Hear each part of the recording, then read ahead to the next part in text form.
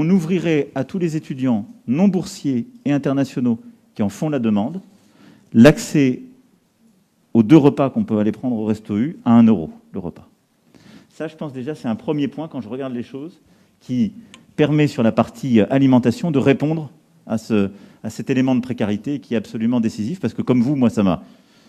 Je veux dire, quand on voit des étudiants qui vont à l'aide alimentaire ou qui vont auprès d'associations, on se dit qu'on a un problème avec notre dispositif.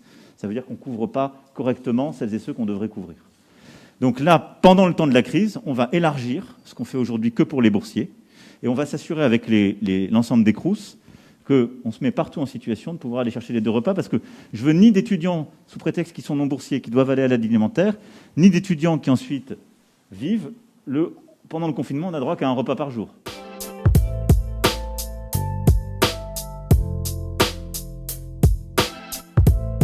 Ce qui est vrai, c'est qu'à votre place, il y a une forme d'injustice. Ceux qui sont en classe prépa, ils ne sont pas réduits au distanciel à plein. Quelqu'un qui bosse, qui a votre âge, il fait plutôt du télétravail, mais il a le droit de revenir au moins une journée par semaine au boulot. Et donc, ce que j'ai demandé à Madame la Ministre de travailler pour votre 2e semestre avec les présidents, c'est qu'on puisse ajuster les choses en tenant compte de la situation sanitaire, mais en tenant compte de tout ce que vous venez de dire. C'est-à-dire qu'au fond, on dit un étudiant qui soit en licence ou en master, ou une étudiante, il doit avoir à peu près les mêmes droits, il a les mêmes besoins que quelqu'un qui travaille. Et s'il en a besoin, il doit pouvoir revenir une journée par semaine à l'université pour faire du présentiel, que ce soit en TD ou en cours.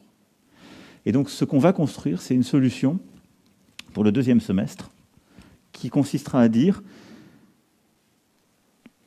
un étudiant ou une étudiante a le droit d'avoir 20% de son temps en présentiel. Et on doit essayer de tenir, c'est-à-dire 1 jour sur 5. Et on doit essayer de tenir aussi pour que les jauges, comme on dit, ce terme est affreux, mais que ce soit jamais plus de 20%. Ce qui permet d'avoir des distances, ce qui permet aussi de ne pas avoir trop de monde sur un site.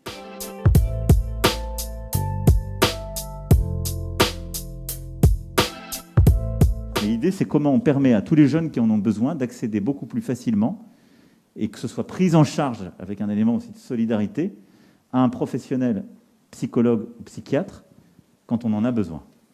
Dans les semaines qui viennent, l'objectif qu'on s'est donné pour faire ce fameux chèque psy, c'est de pouvoir travailler avec les centres hospitalo-universitaires et les centres hospitaliers et les psychiatres qui sont dans ces centres, avec justement l'ensemble des universités, et de mettre en place un dispositif où tout étudiant, par lui-même, ou sollicité par un proche, et donc je pense qu'il faut qu'on ait cette vigilance collective, puisse avoir accès à un parcours de soins, et éventuellement une consultation, en tout cas qui soit accompagné pour que la parole soit recueillie, qu'il soit prise en charge. Je le dis parce que c'est aussi, et vous êtes beaucoup mieux placé que moi pour le savoir, des sujets sensibles où il faut, c'est pas simplement avoir accès à un professionnel de santé, mais au bon professionnel de santé, à quelqu'un qui va vraiment vous aider.